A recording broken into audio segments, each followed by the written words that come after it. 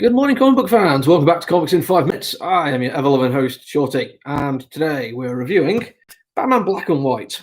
We were going to be reviewing Piecemeal, but I started reading it, and it's very clearly a haunted house horror story, and I just did one of those yesterday, so I'm going to put it on the back burner and try again later in the week. Don't want to do two in a row. So I was looking for something else to read, and Batman Black and White jumped out at me because I like Batman, and it's got a good few creators in it which I'm interested in, and it's an anthology. And anthologies are always a bit fun to review because you can't really get into a lot of detail on everything because you're basically talking about 4 different things, each with a different set of creators or creator. So I thought, let's do this slightly differently. I'm not just going to run through everything that's in there and give you a basic understanding of it and tell you if I like the entire thing. What I'm going to do is basically tell you which is my least favourite and then work up. My least favourite is Sisyphus. Sisyphus is, sorry, I've got my list here of who does everything. Emma Rios, and I do recognise that name. She has done stuff which has been quite cool, and I thought I would like this one more than I did because obviously Story of Sisyphus has an awful lot of easy and obvious parallels to Batman's life story, constantly rolling the stone up the hill, but it weirdly trying too hard. It's kind of overwrought script artwork that kind of forces you to spend far too long on it without any obvious benefit other than just understanding it. I'm going to get to something similar to that, but done way better later on. All in all, disappointing. Next up is one by not James Deane. Sorry, I'm forgetting names here.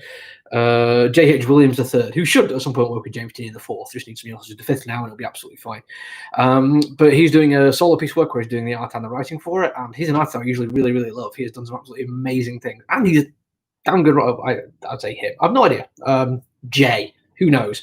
I've never thought to look into it. They're a great writer as well.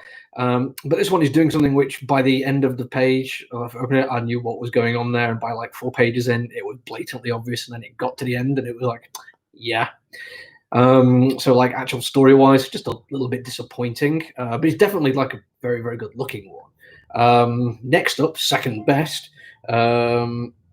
Sorry, I've got 1, 2, 3, 4, I've got 5. So yes, Paul Dini next. First Flight. Very cool, nice idea. Very nice artwork. So he's got Andy Kubert working on it with him. But feels like it just doesn't go anywhere. There's a couple of nice little moments, a couple of little bits of dialogue which made me smile. But then it ends in a really unusual way where Batman sends a bunch of man-bat ninjas to go and hang out with Swamp Thing, and Swamp Thing is basically training them so they don't use lethal methods. But Swamp Thing has killed people all the time. It's a horror comic that he's in, not DC normal universe stuff, so it felt kind of weird and out of place.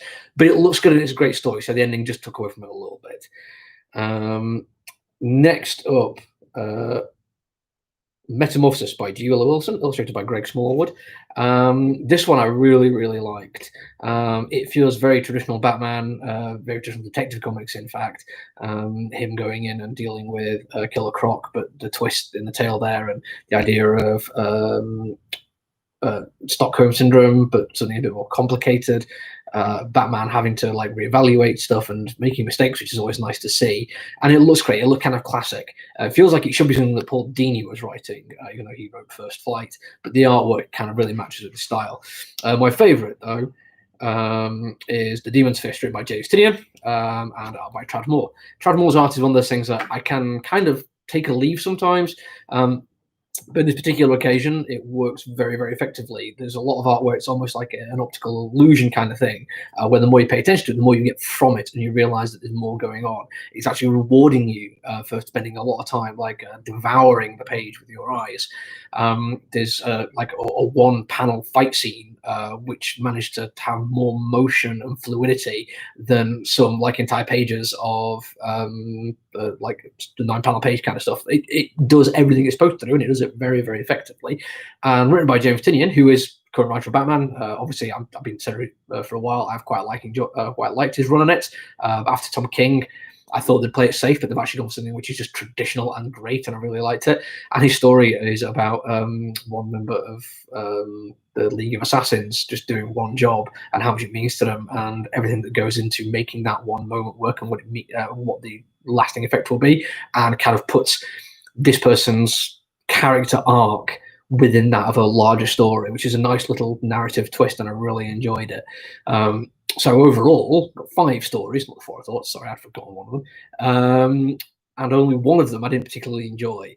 There's one which didn't have a great ending, but I can live with that. And then the rest are great. And there's also a couple of pin-ups in there as well, and you get little backgrounds who was working on them. Genuinely, if you're a Batman fan and you just want to try this out, I think it's a 6-issue run. And they're nice square-bound formats. They're not the big prestige ones that Black Label does. They're not crazy prices, and I think they're generally worth your time. If you're a Batman fan, give it a check. Anyway, that's it. I'm done. I'll be back tomorrow. Bye.